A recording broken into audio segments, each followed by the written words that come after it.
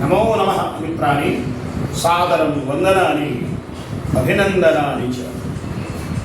ये हि मित्राः संस्कृतं पठामः संस्कृतभाषा शिक्षणस्य आभासीय कक्षायां भवतां सर्वेषां स्वागतम् अभिनन्दनं च। मित्राणि, पिछले दिन हम पद प्रकरण पढ़ रहे थे। आज उसको आगे बढ़ाते हुए जो शब्द विचार का भाग चल रहा है, तो उस पद प्रकरण में सुबंत के प्रत्ययों से लगकर युक्त होकर जो पद बनते हैं, हमने उसके बारे में कुछ जानकारियां प्राप्त की और जो पद की परिभाषा थी शुभ तिंगंतम पदम, तो आज उस तिंगंत के बारे में हम सब जानकारी हासिल करेंगे, सीखेंगे। तो आज का जो विषय है शब्द विचार में ही धातु प्रकरणम।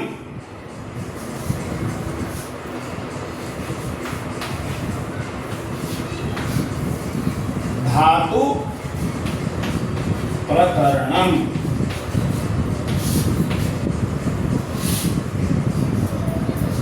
ये धातु प्रकरण क्या है? धातु कहते हैं किसको है? तो इसके लिए भी पाणिनि ने सूत्र कहा है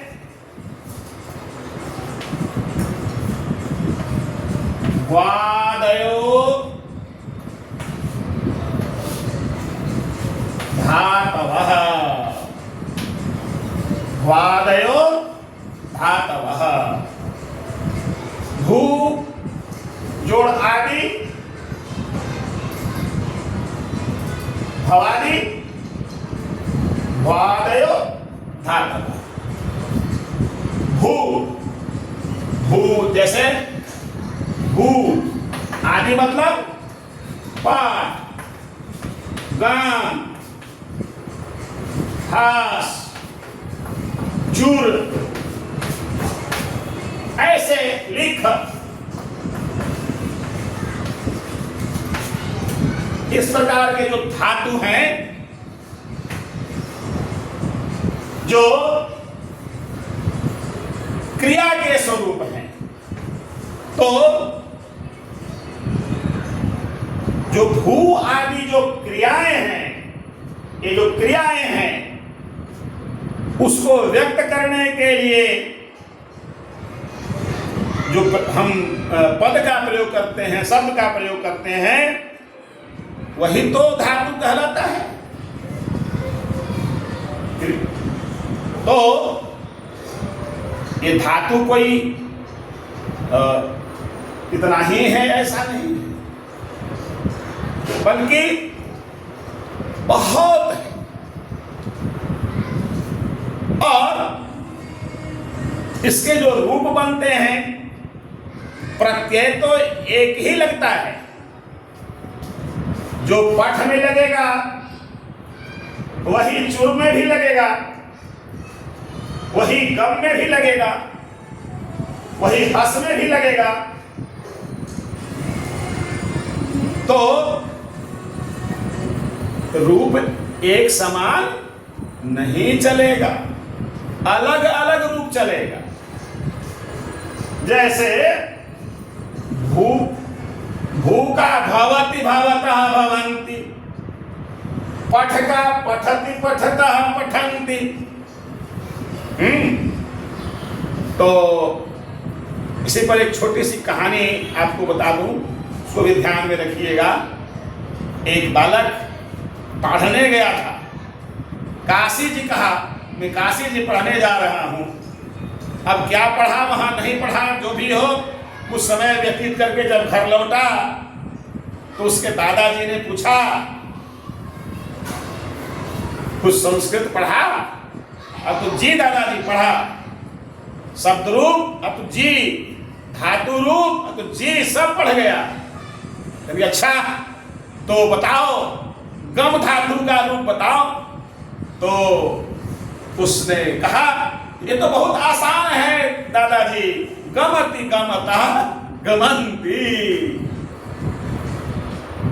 क्योंकि उसके जो गुरु थे उन्होंने कहा था कोई भी धातु मिल जाए उसमें तीता अंति जोड़ देना, बस तुम्हारा वो धातु रूप बन जाएगा। किंतु वास्तव में ऐसा नहीं है। तो दादाजी ने आगे कहा था, हाँ पोता कुल डूबती डूबता डूबंती। इसलिए मित्रों, यदि गम धातु पे हम तिंगंत के प्रत्यय लगाएंगे तो यहां दक्ष का आदेश हो जाएगा और रूप बन जाता है दक्षति। इसी प्रकार पठती पठतः पठंती तो आप है यह चोरयति, चूर धातु है, केवल ती लगा देंगे तो चूरती होगा, यहां भी गड़बड़ी हो जाएगी। तो इसलिए पाणिनि ने ऐसे क्रियापदों के लिए कहा कि इसका विभाग बांट देना चाहिए। तो उन्होंने विभाग बांट दिया और कहा ज्यादा नहीं, केवल 10 विभाग में हम संपूर्ण धातुओं को बांट देते हैं। तो आइए हम भी उस 10 विभाग को देखें। इसको हम समूह कहते हैं, संस्कृत में गण भी कहा जाता है। इसलिए 10 गणों में पाणिनि ने सभी धातुओं को बांटा है। और पहला जो गण उन्होंने कहा वह हुआ कहा भ्वादि।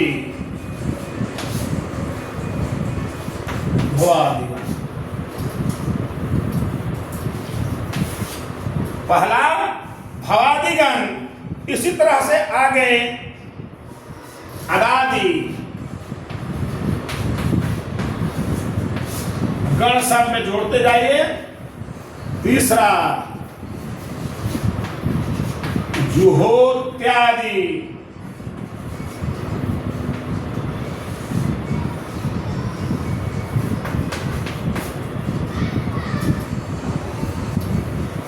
भ्वादि, अदादि, जुहोत्यादि, दिवादि,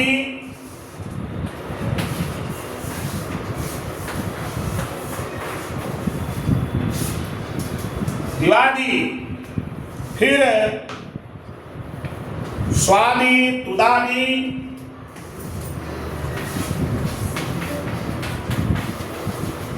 स्वादि,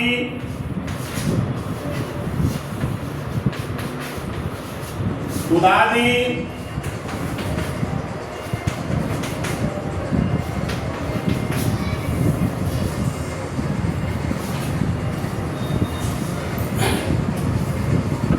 और रुधादि, तनादि,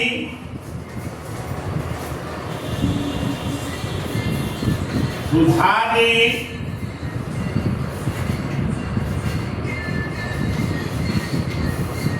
तनादि,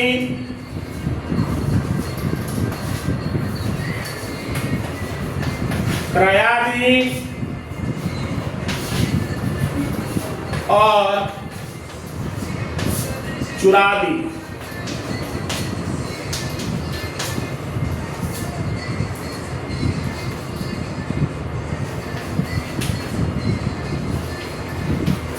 तो इस प्रकार से इसको 10 भागों में उन्होंने बांटा है। आप जब अपने पुस्तक का अनुशीलन करेंगे तो उन धातुओं के बारे में आपको जानकारी हो जाएगी। मित्रों, एक बात और यहाँ थोड़ा स्पष्ट करूं इन 10 विभागों में बटे हुए धातुओं के जो रूप होते हैं उसको भी पाणिनि ने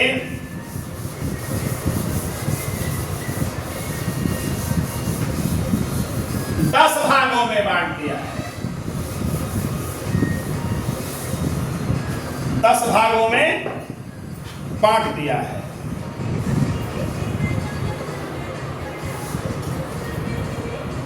इन्हें देखेंगे। लट,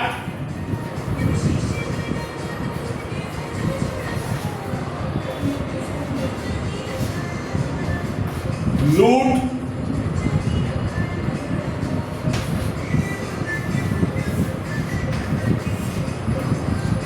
लृट, लट, लूट, लृट,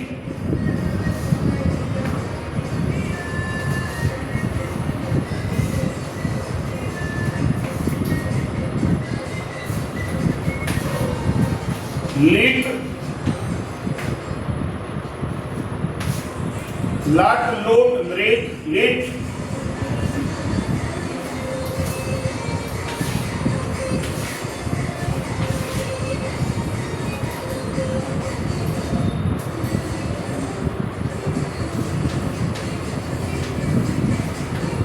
लंग,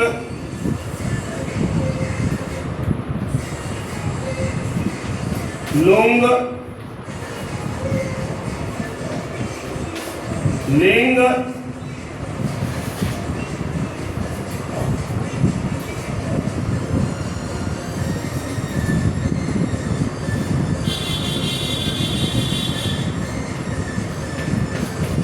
लिंग,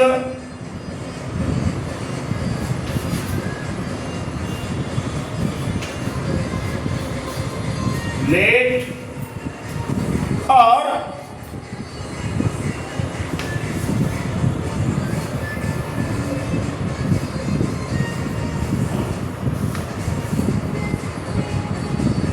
एक लोट छुड़ा हुआ है इसमें। लोट, ये लकार है। इसको हम दूसरे क्रम में भी लिख सकते हैं।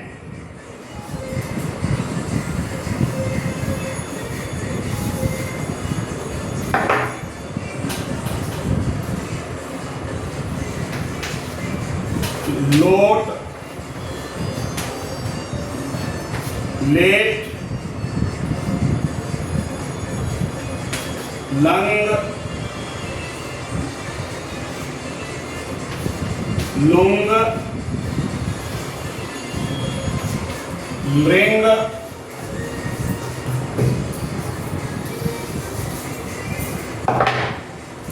और लिंग। ये 10 सबके पहले है ल, सबके पहले ल है, इसलिए पाणिनि ने इसको लकार कहा है। लकार ह। कति लकाराः भवन्ति? 10 लकाराः भवन्ति।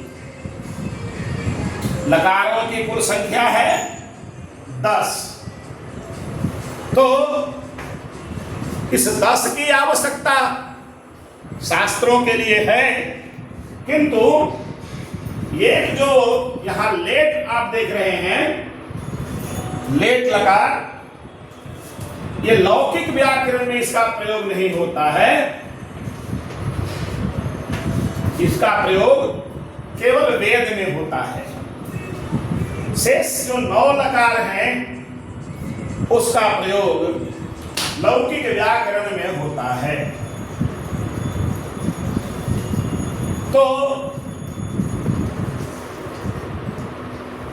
हम जब अपने पाठ्य पुस्तक का अनुशीलन करेंगे तो पता चलता है ये लट जो है, लकार बताते क्या हैं? तो काल का निर्देश करते हैं। काल, किस काल में कौन सा लकार होगा। तो आप जानते हैं लट का प्रयोग कहां करते हैं? वर्तमान काल में।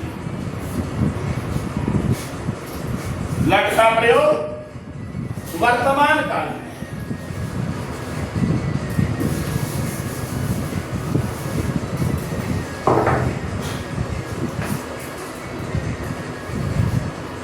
लिट भी आप जानते हैं, इसका प्रयोग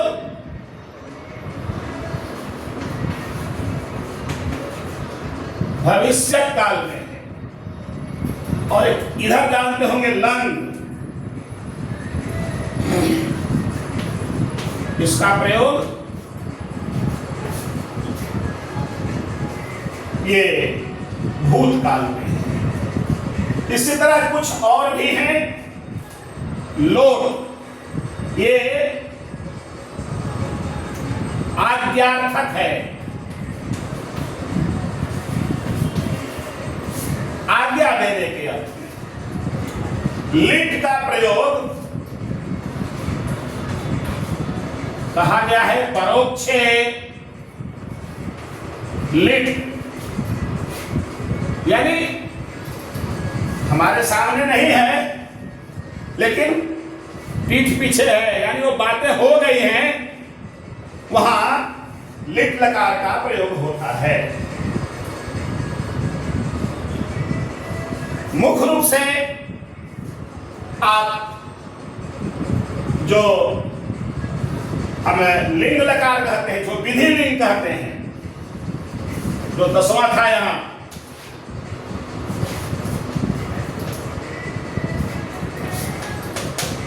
ये चाहिए के अर्थ में,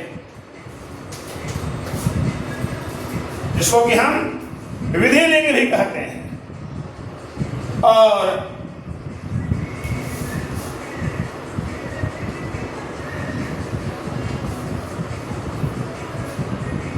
कुछ ये भी लुंग और लिंग भी भूतकाल में ही प्रयुक्त होते हैं,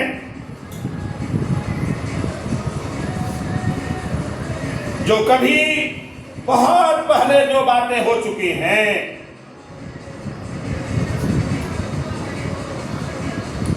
जिसको हम सामान्य भूत कहते हैं, उसमें लुंग का प्रयोग होता है। और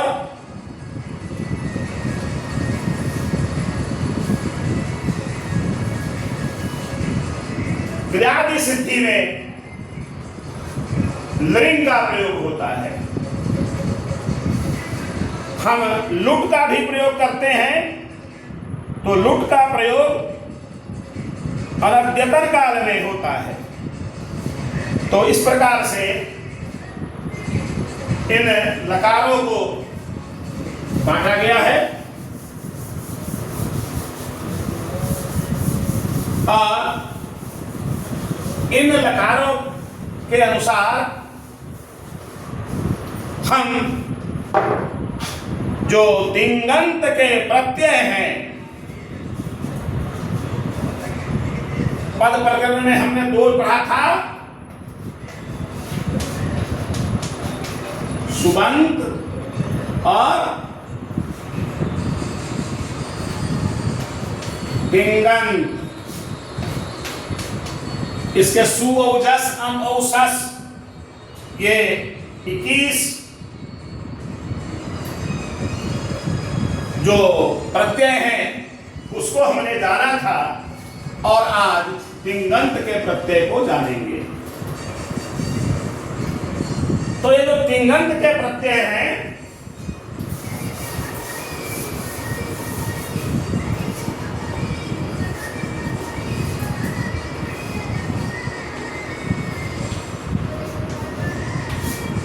तिङन्त यानी इसको विच्छेद करेंगे तो होगा तिङ धन अंत, यानी तिंग से जिसका अंत होता है, इसके कारण इसको हम तिङन्त कहते हैं। मतलब टी से लेकर अंग कुल 18 प्रत्यय होते हैं। टी से लेकर अंग तक कुल 18 प्रत्यय हैं। तो इसको भी समझने की आवश्यकता है।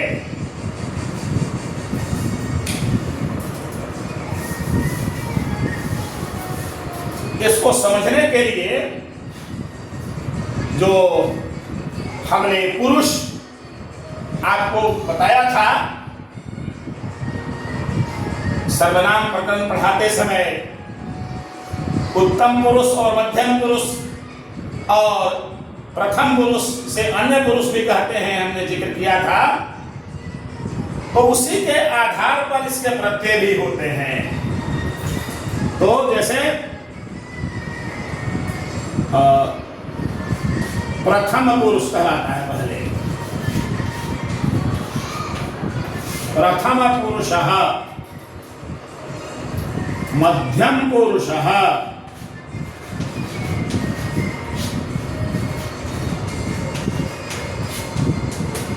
और उत्तम पुरुषः।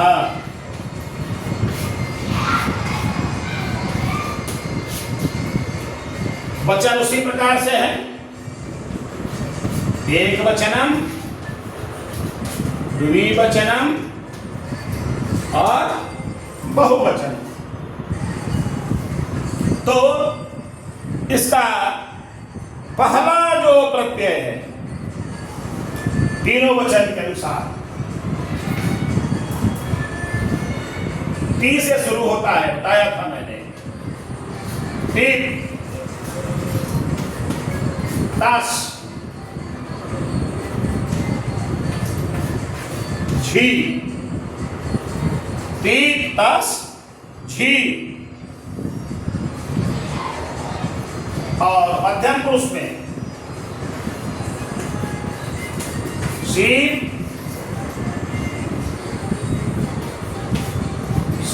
तस, ठः,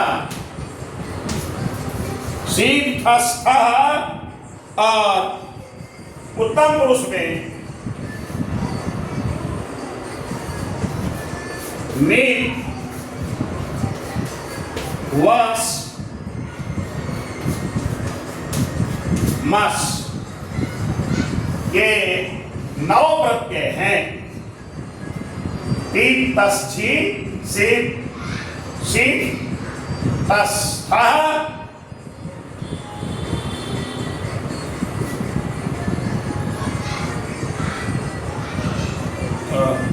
क्षमा करेंगे, सीप, थस,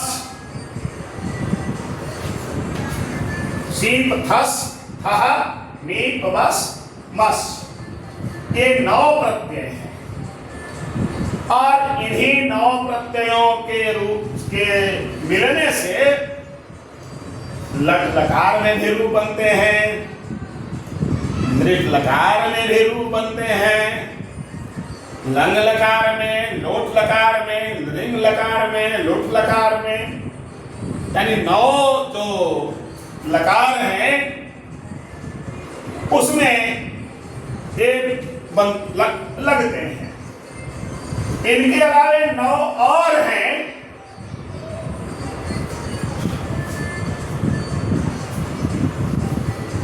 आप उसको भी देखिए।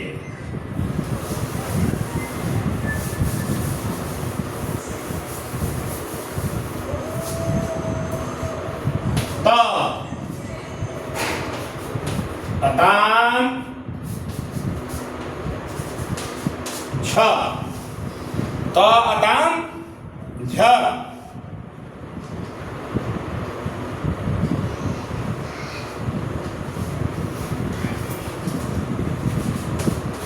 थास, आथाम, ध्वम।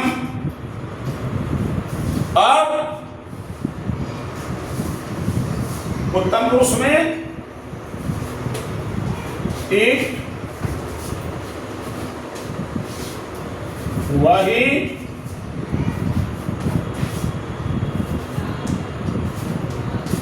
महिंग, यही अंग में है अंग, और आरंभ में ती और अंग, जो 3 + 6 हमने देखा, ये 9 प्रत्यय ये हैं। कुल दोनों मिलाकर के 18 ही प्रत्यय हैं। सुबंत में 21 प्रत्यय, तिङंत में 18 प्रत्यय। अब आपके मन में यह भी विचार आ सकता है कि 3 + 6 जो प्रयोग पहले 9 जो क्रियापदों में लगने वाले प्रत्यय हैं उसका प्रयोग कहाँ होगा, और तांश ये जो 9 हैं इनका प्रयोग कहाँ होगा। तो इसको जानने के लिए क्रियापद जो हैं वो 3 प्रकार की हैं, उसको ध्यान में रखना होगा। और हम जानते हैं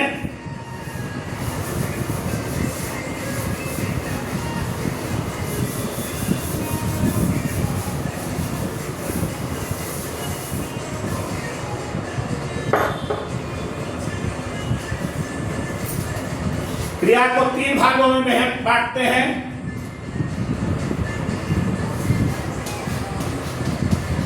परस्मयी, पदी और आत्मनेपदी, और तीसरा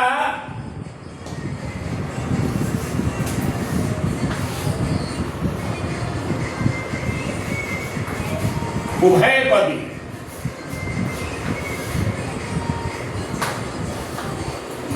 तो परस्मयीपदी, आत्मनेपदी और उभयपदी कौन सी क्रिया का प्रयोग कहाँ होगा, कौन सा प्रत्यय कहाँ लगेगा, इसको जानने के लिए ध्यान में देना जरूरी है। जैसे ये परस्मयीपदी है, तो परस्मयीपदी क्रिया का प्रयोग जहां पर होता है उसका फल कर्म और आगे करण संप्रदान सब पर जाता है। क्रिया का फल कर्म तक जाता है जो परस्मयीपदी होता है, और जो आत्मनेपदी है इसका फल केवल कर्ता पर ही रहता है, कर्म पर नहीं जाता है।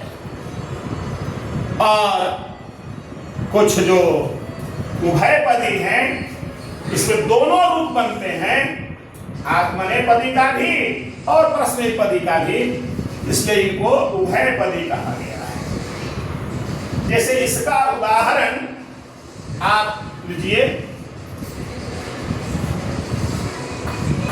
बालकः खादति,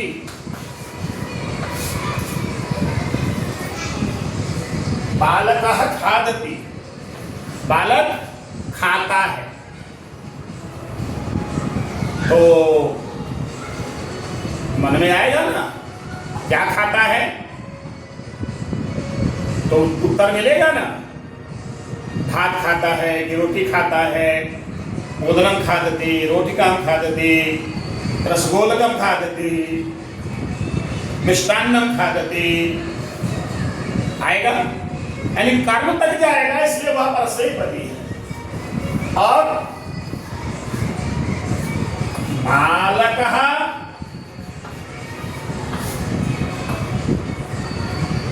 शेते,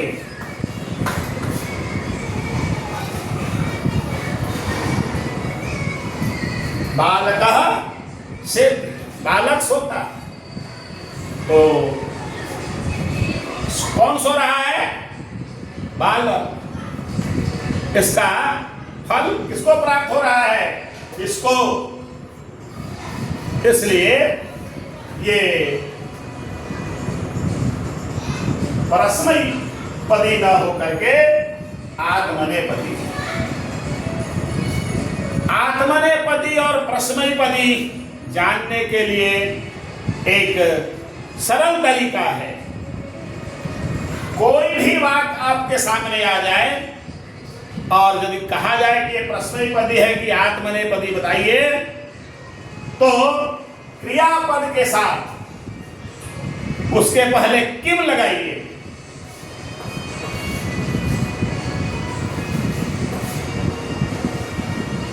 किम।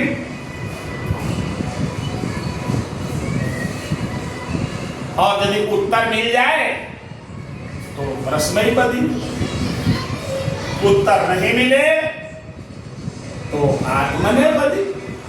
जैसे किम खादते,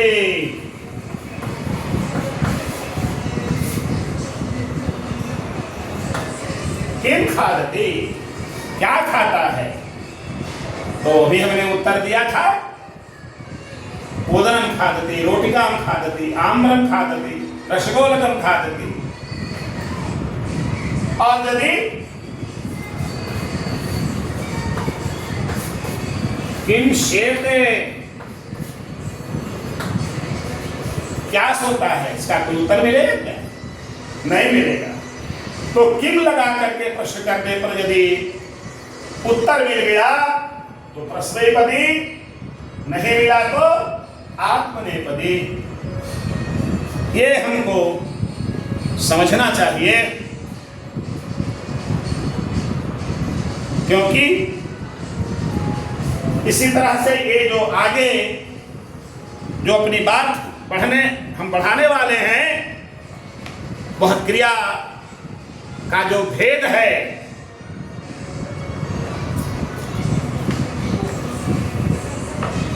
जिसको कि हम अकर्मक और सकर्मक कहते हैं, आपको ध्यान में आ गया होगा। तो कौन सी क्रिया अकर्मक है और कौन सी क्रिया सकर्मक है, इस तरह से यदि किम लगा करके आप प्रश्न करेंगे तो उत्तर मिला तो सकर्मक और उत्तर नहीं मिला तो अकर्मक।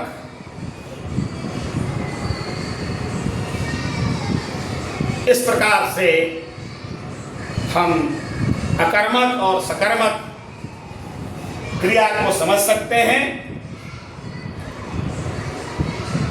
कुछ ऐसे हैं जिनकी गिनती केवल अकर्मक में ही होती है, और कुछ ऐसे हैं जो द्विकर्मक भी हैं, यानी वह अकर्मक भी है और सकर्मक भी है, उसको हम द्विकर्मक कहते हैं। तो ऐसे वाक्य 3 प्रकार के होते हैं। आगे हम इस विषय को अभ्यास करके, अपनी पाठ्य पुस्तकों को देखकर उसका अनुशीलन करके हम समझने का प्रयास करें, क्योंकि अभ्यास ही सबसे बड़ा गुरु है। उस अभ्यास के द्वारा ही हम सफलता को पा सकते हैं। ये संक्षेप में कुछ बातें हमने आपके सामने रखी है।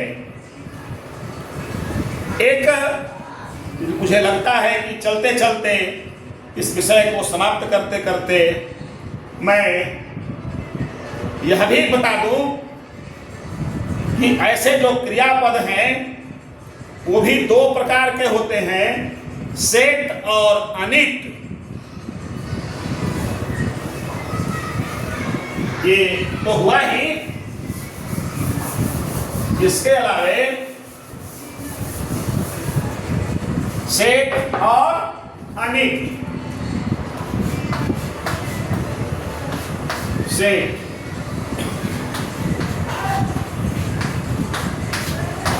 सेठ और अलिट। तो सेठ का मतलब जैसे